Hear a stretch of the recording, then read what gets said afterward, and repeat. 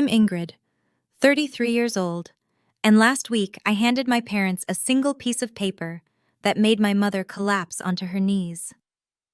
15 years ago, my dying grandmother left me her entire life savings, $180,000, because she was the only one who saw how my parents treated me compared to my golden child sister. She wanted to give me a fighting chance. My parents intercepted that inheritance. They used every penny to buy my sister Monica a house. When I found out and confronted them, my father looked me dead in the eyes and said, "Don't be selfish. It's free money anyway." I was 18. I had nothing, and I believed, for years, that I deserved nothing. But 15 years changes a person, and so does the truth. Before I tell you what happened at their 40th anniversary party, please take a moment to like and subscribe, but only if you genuinely enjoy this story. Also, drop your location and local time in the comments. I love knowing where my listeners are from. Now, let me take you back to the day everything began. The day my grandmother was admitted to the hospital. The hospital room smelled like antiseptic and fading flowers. I was 17, sitting beside my grandmother Margaret's bed, holding her hand like I'd done every Sunday for the past 3 years. She squeezed my fingers weakly. Her voice was barely a whisper. "You're the only one who shows up, sweetheart. Remember that when everyone else forgets." I didn't understand what she meant, not then. My mother hadn't visited in 2 weeks. "Too busy," she said. Monica, my older sister, the golden child, hadn't come at all. She was planning her 21st birthday party, a big one. 50 guests, a DJ, a custom dress flown in from New York. I remember my 16th birthday that same year. Mom baked a cake. 4 of us sat around the kitchen table, done by 8 p.m. That was the difference between Monica and me. She got fireworks. I got leftovers. Grandma Margaret saw it. She always did. "I've prepared something for you," she whispered, her eyes suddenly sharp despite the morphine. "Don't let anyone take it away, especially—" She stopped, coughed. "Especially who, Grandma?" But she just shook her head and closed her eyes. I thought she was confused. The doctor said the medication made her say strange things sometimes. I kissed her forehead and told her I'd be back tomorrow. She held my hand tighter. "Promise me," she said. "Promise me you'll remember what you're worth." I promised. I didn't know what I was promising. I was 17 and still believed that if I tried hard enough, if I was good enough, my parents would eventually love me the same way they loved Monica. I was wrong, but I wouldn't find that out for another 2 weeks. Grandma Margaret died on a Tuesday. I was in calculus class when my phone buzzed. Mom's text was 3 words. "Grandma's gone. Come home. No, I'm sorry. No, are you okay? Just instructions." I cried the entire bus ride home. When I walked through the door, Monica was on the couch, scrolling through her phone. Mom was in the kitchen making phone calls about the funeral arrangements. Dad was nowhere to be seen. No one hugged me. No one asked how I was feeling. The funeral was 4 days later. Monica arrived 30 minutes late because of traffic. Mom immediately went to comfort her. Poor Monica, so stressed from the drive. I stood alone by the casket, saying goodbye to the only person in my family who ever made me feel seen. After the service, I overheard my parents in the kitchen. I was in the hallway, invisible as always. "The lawyer called," Dad said. His voice was low. "There's a problem with the will." "What kind of problem?" Mom's voice had an edge I didn't recognize. "I'll handle it, just don't let the girls know." I pressed myself against the wall, heart pounding. What problem? What were they hiding? But I didn't ask.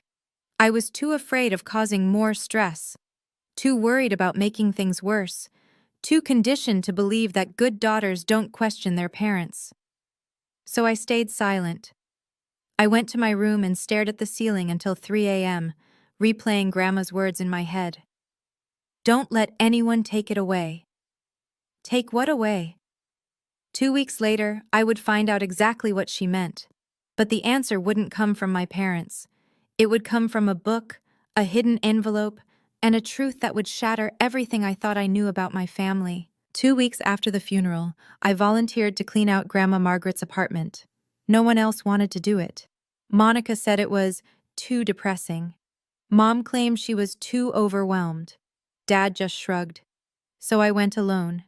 Her place still smelled like her, lavender soap and old books. I started in the living room, boxing up her things, crying into her favorite cardigan. Then I found it. Tucked inside her worn copy of Little Women, the book she'd read to me every summer as a child, was a small envelope. My name was written on it in her familiar handwriting. My hands trembled as I opened it. Inside was a single piece of paper. A note. Ingrid, my darling girl, I've left you everything I have.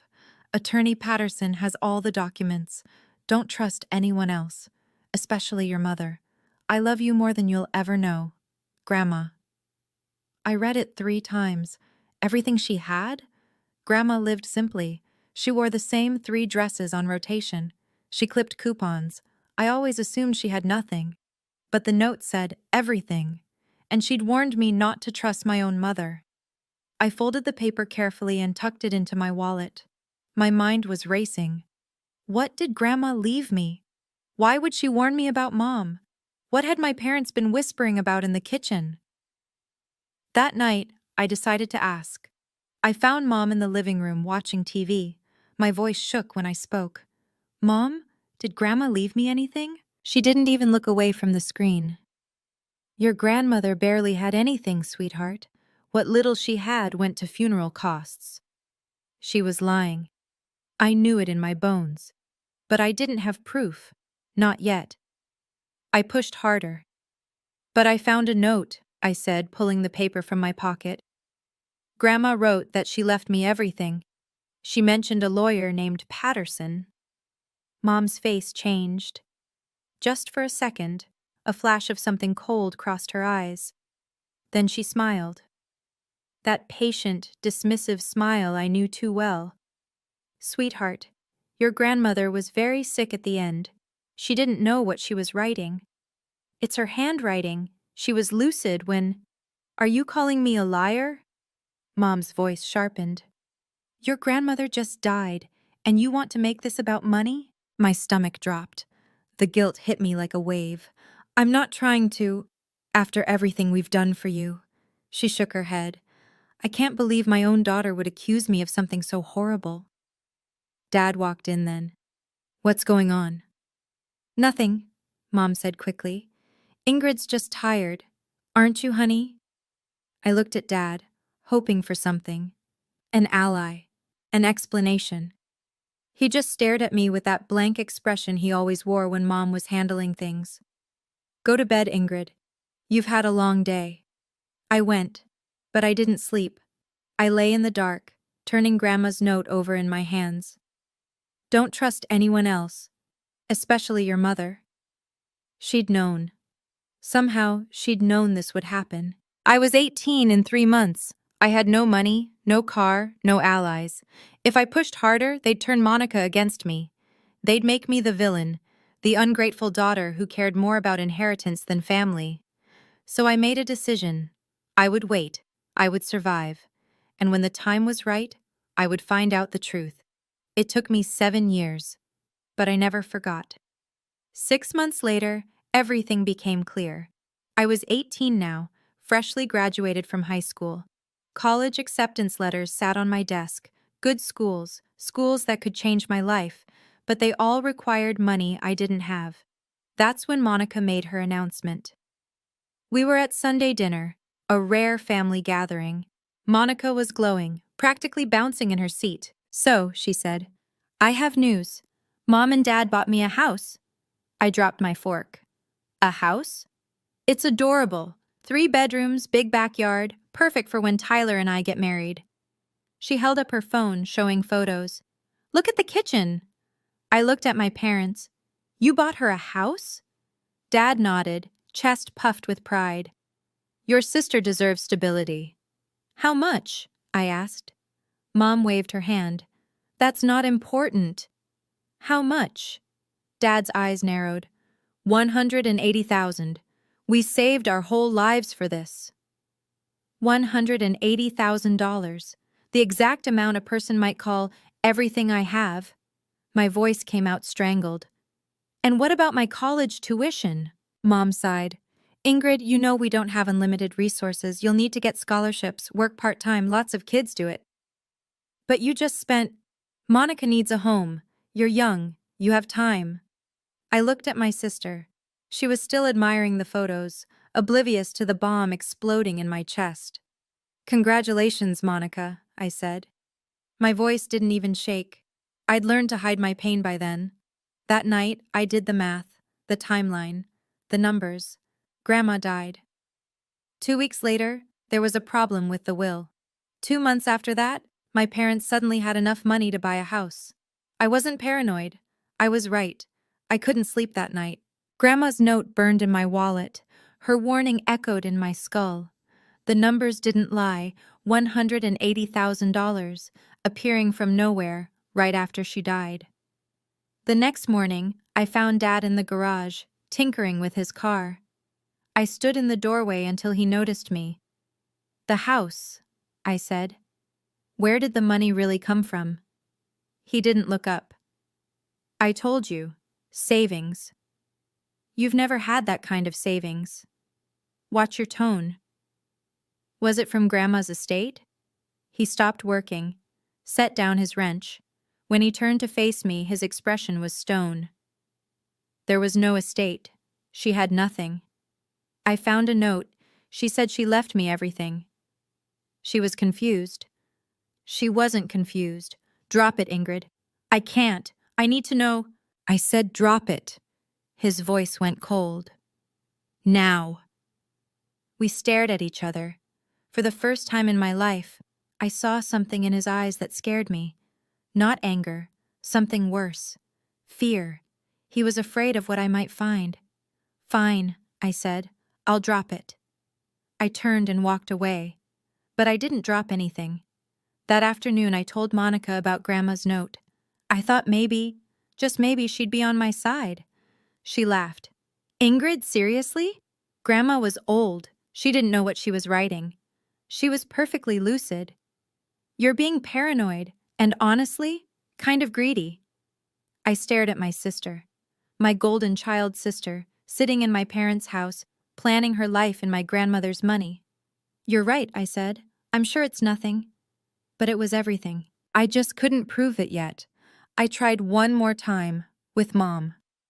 Please, I said, just tell me the truth. Did Grandma leave me anything? She started crying, actual tears streaming down her face. I can't believe you're doing this to me, she sobbed. Your grandmother just died. Our family is grieving, and all you can think about is money? That's not… Do you know how hard your father works? How much he sacrifices for this family, and you're accusing him of stealing? I never said stealing.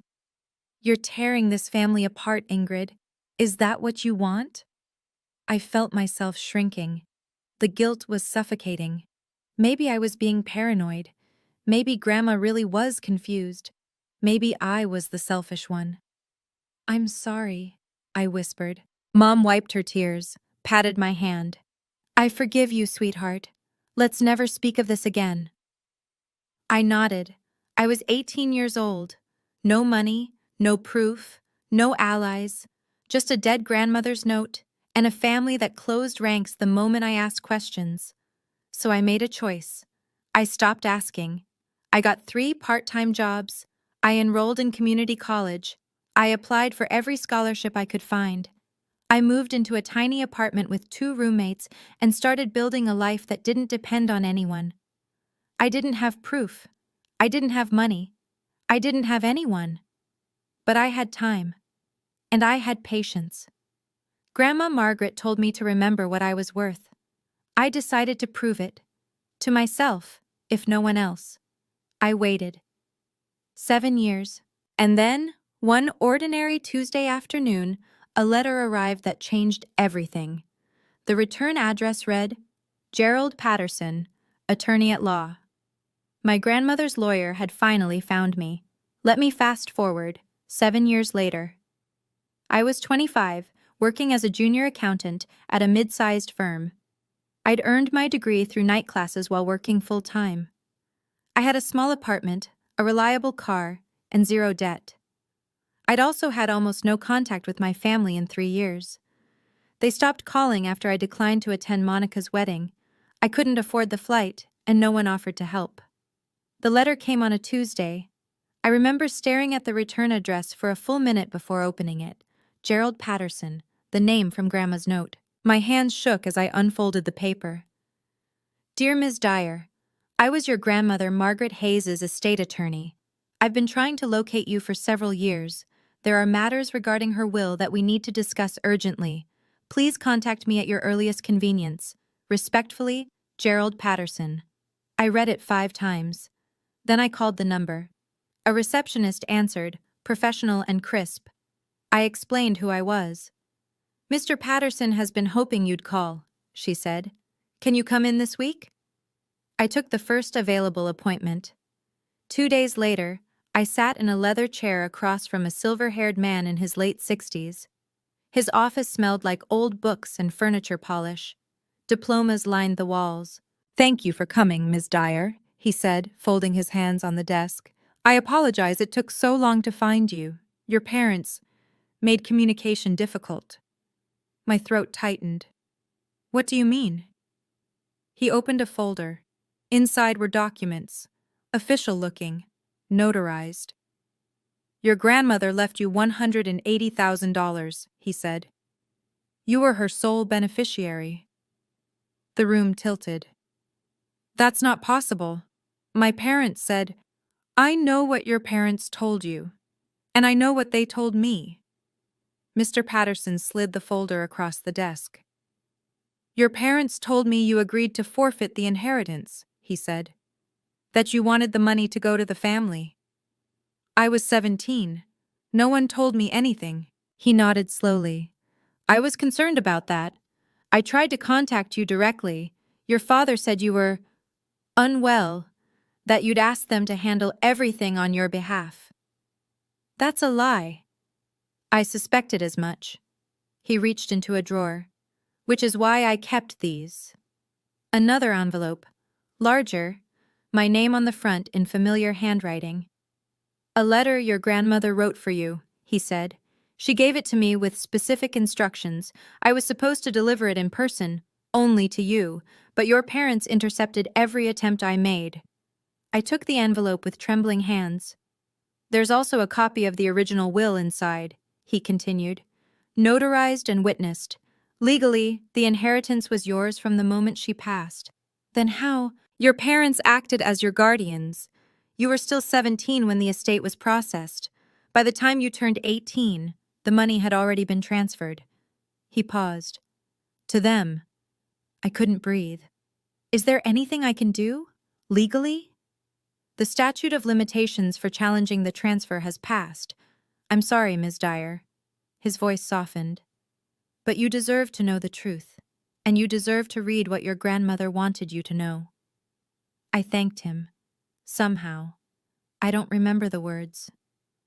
I drove to a park 3 blocks away, sat in my car, and opened my grandmother's letter.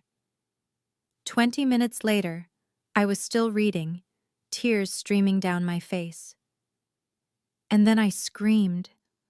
Not from sadness, from rage.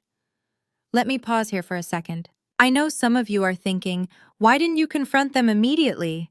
Believe me, I thought about it. But I was 25, still rebuilding my life. I knew my parents would deny everything. So here's my question. If you were me, would you have confronted them right away? Or waited until you had undeniable proof? Comment 1 for confront, 2 for wait. And if you're enjoying this story, hit that subscribe button. It really helps. Now, back to what was in that letter. Grandma Margaret's handwriting filled 3 pages. I'll share the parts that matter most. My dearest Ingrid, if you're reading this, then I'm gone, and I can only hope this letter found its way to you despite your mother's interference. I know how they treat you. I've watched it for years. The way they pour everything into Monica and leave you with the scraps. The way they dismiss your achievements and celebrate hers. The way they've made you believe you deserve less. You don't deserve less. You deserve everything. This money is my life savings. I was never rich, but I was careful. For 40 years I put away a little each month. It was supposed to be for your mother, but I watched how she treats you, and I cannot reward that cruelty. You are the only one who visits me, the only one who listens, the only one who sees me as more than an obligation. This money is your escape, your education, your future. Don't let anyone take it from you, especially your mother. She will try. She has always resented how much I love you. Be stronger than she expects. Be braver than you think you can be. And remember, your worth is not determined by how your family treats you. I love you, my darling girl, more than words can say. Grandma. I sat in my car until the sun went down. My grandmother had seen everything. She tried to protect me from beyond the grave, and my parents had stolen that protection without a second thought. I could confront them now. I had evidence. But evidence alone wouldn't be enough. They'd deny it, gaslight me, turn the family against me. No. If I was going to do this, I needed to do it right. I needed them to have nowhere to hide. I started planning. 8 more years passed. Let me tell you what changed. I threw myself into my career. Junior accountant became senior accountant, became financial analyst at one of the big 4 firms. I bought a townhouse with my own money. I built a life that had nothing to do with the family that abandoned me. And I made a friend who would become my secret weapon. Chloe Brennan. We met in grad school. She was studying forensic accounting. The kind of person who could trace money through a maze of shell companies and come out the other side with receipts. When I told her my story, she got that look in her eyes, the one that said, "Challenge accepted." "Let me dig," she said. "I'll find the paper trail." She did. Bank records showing $180,000 deposited into my parents' joint account 2 weeks after Grandma died. Transfer records showing the exact same amount going to a down payment on Monica's house 3 weeks later. Every dollar, traced and documented. Meanwhile, karma was doing its own work. Monica's marriage fell apart after 5 years. Her husband cheated. She sold the house, at a loss, because the market crashed. Moved back in with our parents. Dad made a series of bad investments, lost most of his retirement. Mom developed health issues that insurance didn't fully cover. They burned through their savings. Then they burned through their credit. Last year, they sold their house to pay off debts, moved into a small rental. I watched from a distance, didn't interfere, didn't help, didn't gloat. I just waited. And then, 6 months ago, my phone rang. A number I hadn't seen in years. Mom. "Ingrid, sweetheart, we need to talk." The trap was finally set. I just needed them to walk into it. Mom's voice was sweet. Too sweet. The same voice she used when she wanted something. "Your father and I are celebrating our 40th anniversary next month," she said. "We want to have a little party. Nothing fancy, just family and close friends." I waited. "The thing is, our apartment is so small now. And your place, I've seen photos on Monica's Facebook. It's beautiful, Ingrid, so spacious." There it was. "You want to have your anniversary party at my house?" "Well, yes, it would mean so much to us, family coming together again." I almost laughed. Family. After 15 years of silence, suddenly we were family again. "How many people?" "Oh, just 30 or so. I've already sent out the invitations." My grip tightened on the phone. "You already invited people? Without asking me?" "Sweetheart, you're our daughter. Family doesn't need to ask permission." Family doesn't need to ask permission. The same logic they'd used to steal my inheritance, the same entitlement that had shaped my entire childhood. I took a breath, steadied my voice. "When?" "Saturday the 15th, 2 o'clock. I let the silence stretch. Let her squirm. All right, Mom. You want Saturday? You've got Saturday. I could hear her relief through the phone. Oh, wonderful. I knew you'd understand. Blood is thicker than water, after all. It certainly is. I hung up. Then I called Chloe. It's happening, I said. I need everything ready. The financial breakdown, the will copy, and the restraining order application. You're really doing this? They invited 30 people to watch them beg me for help. The least I can do is give them an audience for the truth. Damn, girl. Remind me never to cross you. Just have everything ready by Saturday. The countdown began. Saturday arrived. I'd spent the week preparing. Catering ordered, house cleaned, documents organized in a large manila envelope tucked into the hallway closet where I could reach it when the moment came. My parents arrived early. Of course they did. They wanted to stake their claim before the guests showed up. I watched from the window as their rental car pulled into my driveway.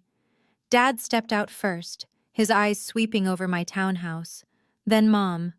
Then Monica, trailing behind like a shadow. They stood there for a moment, just staring. I opened the front door. Welcome, I said. Come in. Dad walked through the foyer, examining everything. The hardwood floors, the modern kitchen, the carefully chosen artwork on the walls. How much did this place cost? He asked. That's not important, Dad. Monica touched the granite countertop. Did your husband buy this for you? I'm not married. Boyfriend, then? I bought it myself, with my own money. Silence. Mom recovered first. Well, you've certainly done well for yourself. I always knew you would. I almost choked on the irony. She always knew. The same woman who told me I'd have to figure out college on my own while handing my sister a house. Where do you want the food set up? I asked. The next hour was a blur of arrivals. Aunts and uncles I hadn't seen in years, cousins who'd forgotten I existed, family friends who'd attended Monica's wedding but not my graduation. 32 people in total, all there to celebrate my parents' 40 years of marriage. None of them knew why I'd really agreed to host. I circulated, smiled, played the gracious hostess, and waited. The envelope sat in the closet, patient as I'd been. Soon. The party was in full swing when Dad clinked his glass. The room quieted. Everyone turned toward him, champagne flutes in hand. Thank you all for coming, he said. 40 years. Can you believe it? Diane and I have been through so much together, good times and hard times. He paused, cleared his throat, and I saw it, that calculated vulnerability he'd perfected over decades of manipulation. As some of you know, we've faced some challenges recently. Financial setbacks, health issues. We've had to downsize. Sympathetic murmurs rippled through the crowd. Mom took his hand. Her eyes were already glistening with rehearsed tears. We actually have a small announcement, she said. We've lost our home. And we were hoping... She turned to look at me. Every eye in the room followed. We were hoping our daughter Ingrid might let us stay here, with her. Because family takes care of family. My stomach clenched. There it was. The ambush. The public guilt trip designed to make refusal impossible. She has this beautiful big house, Mom continued. And we're her parents. We raised her. Everything she has, she owes to us. Monica nodded eagerly. It's the least she could do, really, after everything Mom and Dad sacrificed. The guests were watching me now, waiting for the dutiful daughter to say yes, to fold under pressure, to be the good girl I'd always been trained to be. I set down my champagne glass. Is that so? I said quietly. Of course, sweetheart. Mom's smile was triumphant. Blood is thicker than water, you understand. I stood up. I understand perfectly, I said. And since we're making announcements in front of family, I have one of my own. I walked to the closet. The envelope was exactly where I'd left it. Time to end this. I returned to the living room, envelope in hand. The crowd watched in confused silence. You said family takes care of family, I said, my voice steady. I agree, which is why I've prepared a gift for you, Mom and Dad. I handed the envelope to my father. He took it slowly, brow furrowed, opened the flap, pulled out the papers inside. His face went white. "What is this?" he whispered. "Page 1, I said, "is an itemized financial statement. $180,000.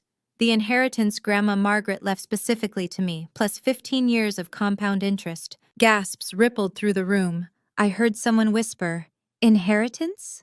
Page 2 is a copy of Grandma's original will, notarized, witnessed, clearly naming me as her sole beneficiary.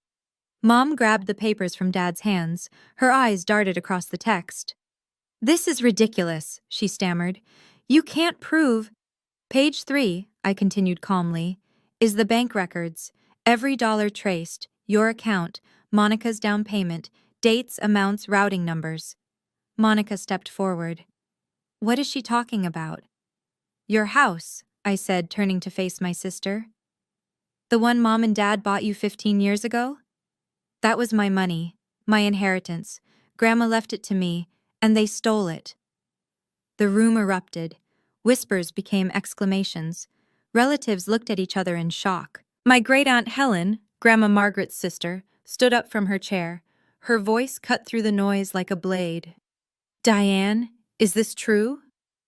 My mother's mouth opened, closed, opened again. No words came out. I reached into the envelope and pulled out the final document. "And this," I said, "is a restraining order. You have 30 days to cease all contact with me." Mom collapsed onto her knees. I didn't flinch. Chaos erupted. Dad found his voice first. "This is ridiculous. You can't prove anything." "Page 5, Dad. Bank records don't lie. You fabricated these documents." "The bank provided them. So did the county recorder's office." I kept my voice level. "Everything is verified, time-stamped, legal." Mom was sobbing on the floor now, mascara running down her cheeks. "How could you do this to us? We're your parents." "You stole from me," I said simply. "I was 17. Grandma tried to give me a future. You took it." Monica stepped between us, her face twisted with anger. "You have no right." "To what? To tell the truth?" I looked at her steadily. "That house you lived in for 10 years? It was bought with money meant for my education. Every mortgage payment you didn't make, every comfort you enjoyed, that was mine. I didn't know." "Maybe, but you knew something was wrong. You just didn't want to ask questions." Great Aunt Helen pushed through the crowd. Her voice trembled with barely controlled fury. "Diane, Richard, answer me. Did you steal this child's inheritance?" Dad's jaw worked. No sound came out. Mom just kept crying. The silence was its own confession. Helen turned to the other guests. 40 years I've known this family. 40 years I watched them treat Ingrid like an afterthought. I always wondered why Margaret left everything to her granddaughter instead of her own daughter. She shook her head. "Now I know." The guests began to murmur. Some looked at my parents with disgust. Others couldn't meet anyone's eyes. I picked up the restraining order from where Mom had dropped it. "You have 30 days, I said. "After that, any contact will be reported to the police." Then I walked out of my own living room. I needed air. I stood in my backyard, breathing in the cool evening air. Behind me, I could hear the party dissolving. Car doors slamming, hushed voices, the chaos of my revelation settling into reality. Footsteps on the patio. I turned. Great Aunt Helen stood there, her expression soft. "You did the right thing," she said. "Did I?" My voice cracked slightly. "I just destroyed my family in front of 30 people." "No, sweetheart. They destroyed your family 15 years ago. You just finally told the truth." She opened her arms. I stepped into them and let myself cry for the first time all day. "Your grandmother would be so proud of you," Helen whispered. "She always said you were the strong one, the one who would survive." We stood there until the tears stopped. When I walked back inside, most of the guests were gone. Only my parents and Monica remained, huddled in the corner, like they were waiting for a verdict. I stopped in front of them. "I'm not doing this to be cruel," I said. "I'm doing it because the truth matters, Because Grandma's wishes mattered. Because I mattered. Mom reached for my hand. Please, Ingrid, we can work this out. We're family. I stepped back. Family doesn't steal from each other. Family doesn't gaslight a 17-year-old into believing she's worthless. I took a breath. I spent 15 years building a life without you. I'll spend the rest of my life keeping it that way. I pointed to the door. Leave, now. Dad helped Mom to her feet. Monica grabbed her purse. None of them said a word. The door clicked shut behind them. I stood in my empty living room, surrounded by abandoned champagne glasses and catering trays. And for the first time in 15 years, I felt free. The fallout came in waves. The next morning, my phone exploded with messages. Relatives I hadn't spoken to in years, some offering support, others demanding explanations. Aunt Helen called first. I want you to know, she said, that I'm cutting contact with your parents. What they did was unforgivable. You don't have to do that. Yes, I do. Margaret was my sister. She trusted them to do right by you. They betrayed that trust. Her voice hardened. Some things can't be forgiven. Within a week, I learned that 3 other relatives had done the same. Not because I asked, I didn't. They simply couldn't look at my parents the same way anymore. Then came the call I wasn't expecting. Monica. Her voice was small, hesitant, nothing like the confident golden child I'd grown up with. I didn't know, she said. I swear I didn't know where the money came from. Does it matter? It matters to me, she paused. I'm sorry, Ingrid, for everything, for the way I treated you, for not questioning where that house came from. I sat with that for a moment. I don't need your apology, Monica. What I need is for you to take responsibility for your own life. Stop expecting other people to fund your existence, she started crying. I didn't comfort her. That wasn't my job anymore. We're not going to have a relationship, I said. Not now, maybe not ever. But if you really want to change, stop making excuses and start making choices. I hung up before she could respond. Some people found that cruel. But I'd spent 17 years being kind to people who used my kindness against me. I was done being a doormat. It was time to be something else. A survivor. 3 months passed. I got updates through Aunt Helen, who heard things through the family grapevine. My parents were living with a friend from Dad's old job, a temporary arrangement that was quickly wearing thin. They couldn't afford their own place. Social Security barely covered their basics. The calculated amount I'd shown them, $180,000 plus 15 years of interest, came to roughly $350,000. They didn't have a fraction of that.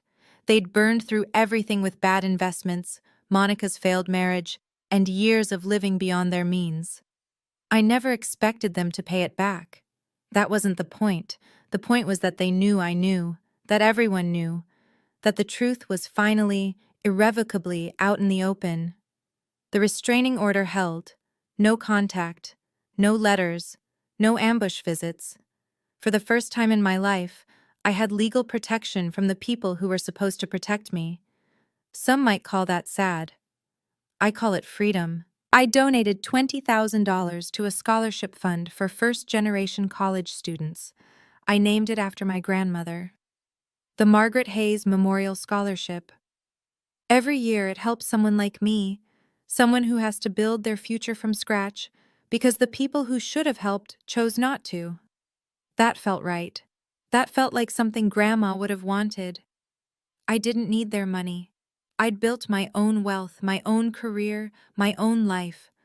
What I needed was for the lie to end, for the gaslighting to stop, for the truth to matter.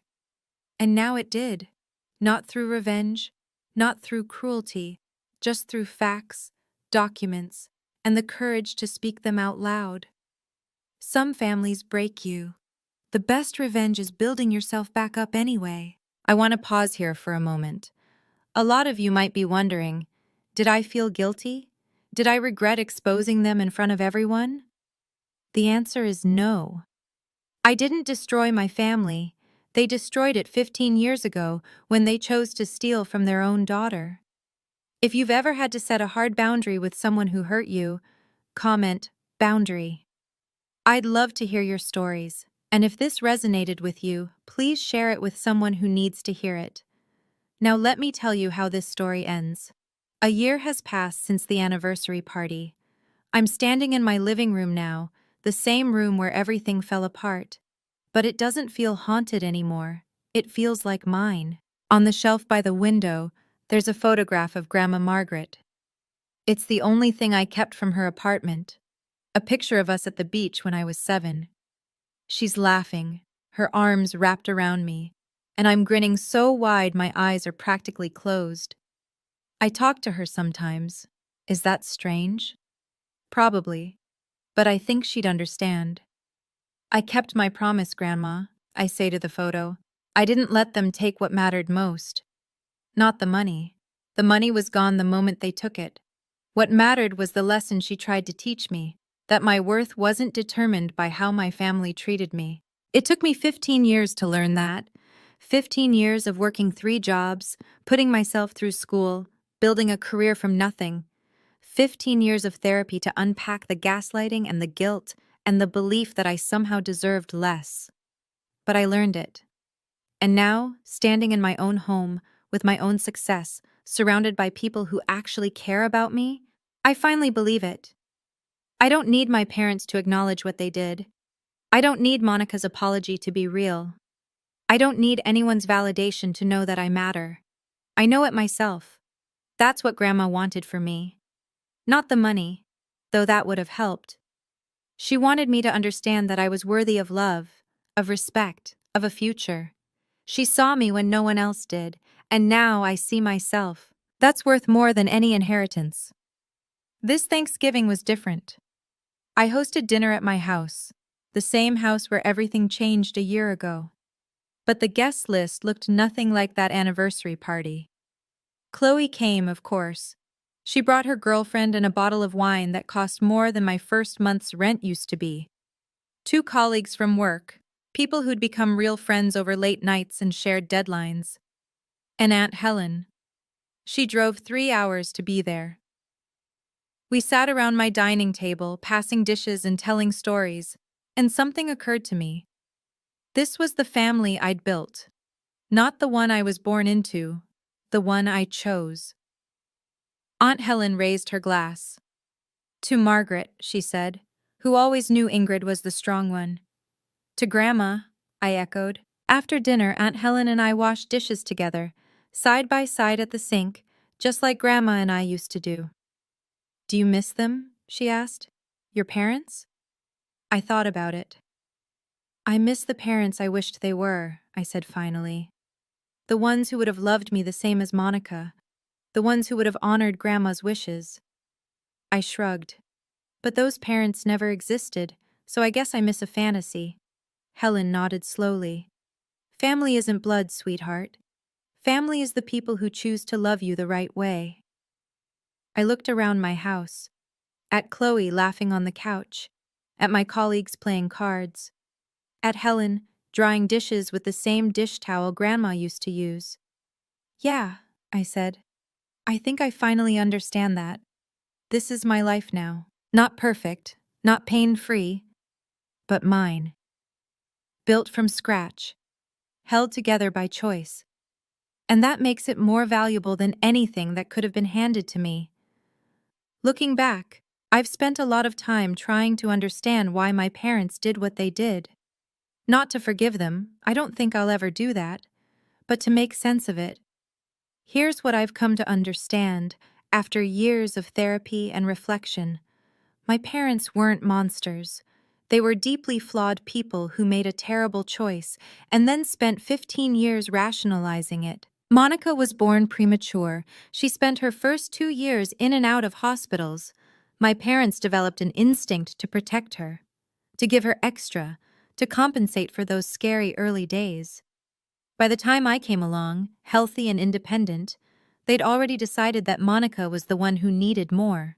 And me? I was the easy one. The one who didn't cry. The one who figured things out on her own. They told themselves I would be fine, that I didn't need the same support. They were wrong. My mother resented her own mother for loving me more. That resentment curdled into justification when Grandma's money came. In her mind, she wasn't stealing, she was correcting an injustice, redistributing resources to the daughter who needed it. It's twisted logic, but it's human logic. That's the scariest part. And what about me? What was my weakness? I was afraid of conflict. I believed that if I was good enough, quiet enough, accommodating enough, my parents would finally see me. I spent 17 years trying to earn love that should have been given freely. That belief kept me silent. It let them gaslight me. It nearly broke me. But here's the lesson I want to leave you with. Your silence might feel like survival, but sometimes it's just slow suffocation. You don't owe loyalty to people who betray you. And demanding the truth isn't selfish. It's the most profound act of self-respect you can perform. If you're waiting for someone to see your worth, stop waiting. See it yourself first. The right people will follow. Family is not an excuse for cruelty. Blood is not a free pass. And you are allowed to build walls around your heart when the people who should protect it keep trying to tear it down. That's my story. 15 years of silence, and one single piece of paper that changed everything. If you've made it this far, thank you. Truly. Your support means more than you know. Now let me leave you with one final thought. Before you go, I have a question for you. What would you have done differently? Would you have confronted them sooner? Would you have let it go entirely? Or would you have done exactly what I did, waited until the moment was right? Drop your thoughts in the comments. I read every single one. And if you want more stories like this, about family, betrayal, and finding your own justice, check out the video in the description. I think you'll love it. Until next time, take care of yourself, and remember, you are worth more than how anyone treats you.